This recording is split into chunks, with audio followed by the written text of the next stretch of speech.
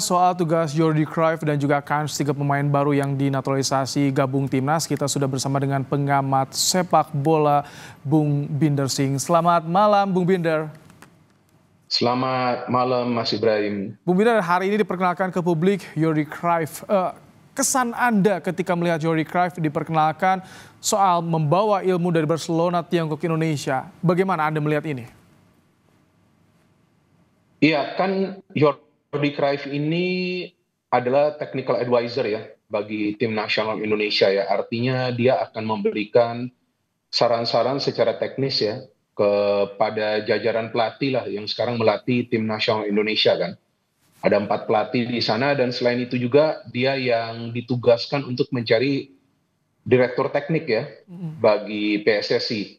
Tapi kan seperti yang dia katakan sebelum juga dia bisa mencari direktur teknik, dia juga perlu kan mengamati, mengevaluasi, kemudian mempelajari ya bagaimana kultur sepak bola di Indonesia sebelum nanti baru kemudian dia akan bisa menyarankan kira-kira siapa sih atau siapa aja sih sosok yang merupakan kandidat untuk direktur teknik ya. Karena memang dia mengatakan kan dan memang kita semua ketahui bahwa tugas yang paling berat itu adalah tugas dari direktur teknik, karena kan dia yang harus membuat roadmap atau juga filosofi sepak bola ya di Indonesia untuk semua tim nasional, mulai dari tim nasional U17, U20 dan juga tentunya senior, agar ada program yang berkesinambungan. Kemudian juga pertemuan-pertemuan dengan manajer-manajer klub, dengan pelatih-pelatih klub, dan juga tentunya dengan SSB yang berada di Indonesia agar menerapkan metode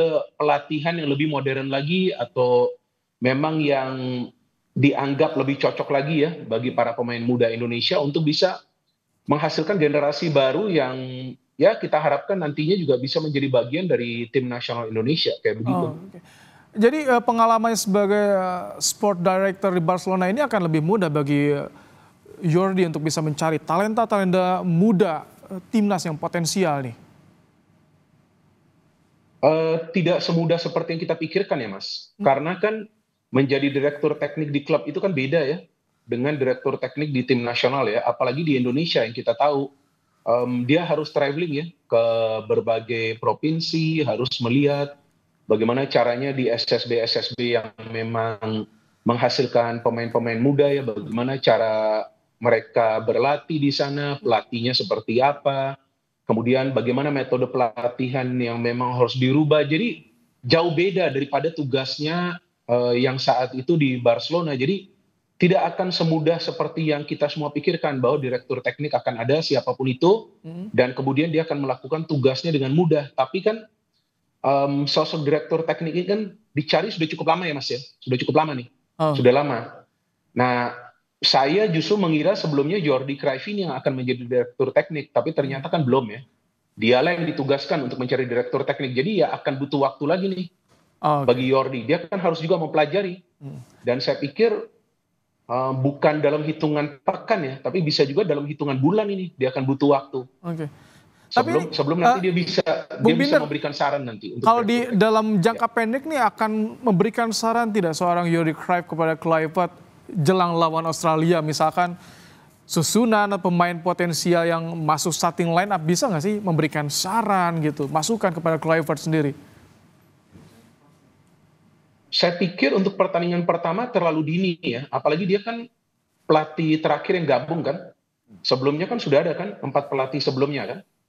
Saya pikir setelah pertandingan lawan Australia dan juga lawan Bahrain mungkin baru kemudian bisa ada saran-saran yang dia berikan ya, karena ini kan juga pengalaman baru ya bagi Jordi Cruyff ya, bahwa dia menjadi penasihat teknis di tim nasional yang bermain di Asia dan juga di kualifikasi Piala Dunia. Ini kan new experience bagi dia. Jadi saya pikir untuk first match saya tidak yakin dia akan langsung bisa memberikan saran sampai pemilihan pemain di starting lineup. Itu yang harus dilakukan oleh Patrick Kluivert, Alex Pastoor dan Dani Lanzat.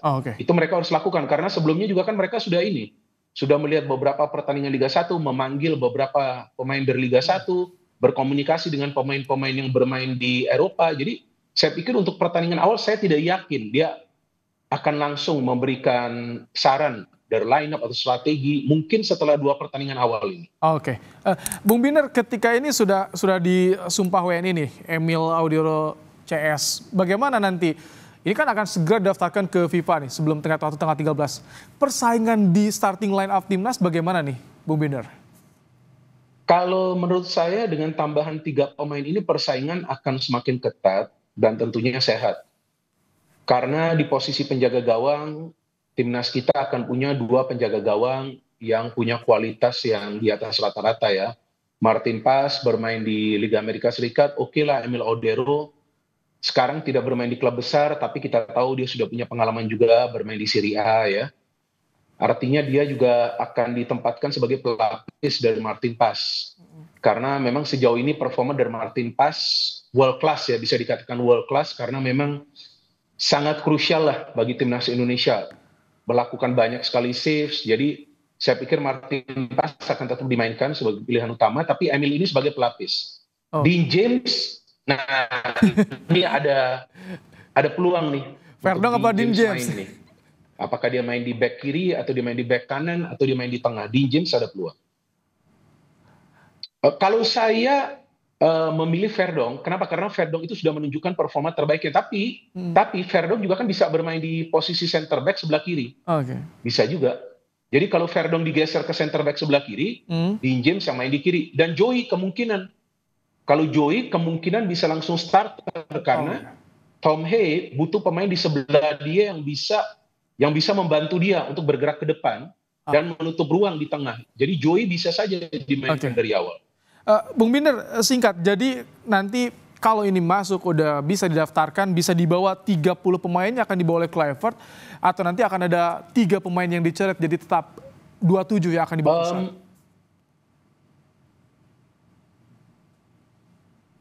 Sepengetahuan saya 23 pemain ya nanti yang akan dipilih. 23 pemain. 23 pemain artinya akan ada 7 pemain yang bakal dicoret oleh Kluivert prediksinya ya. Betul. Baik.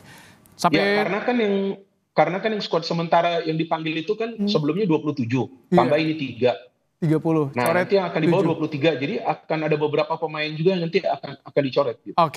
Kita tunggu nanti yang didaftarkan siapa saja pemain yang akan dibawa ke Australia tanggal 20 untuk bertanding. Terima kasih Bung Binder untuk ulasannya di program Kompas Malam hari ini. Sama-sama.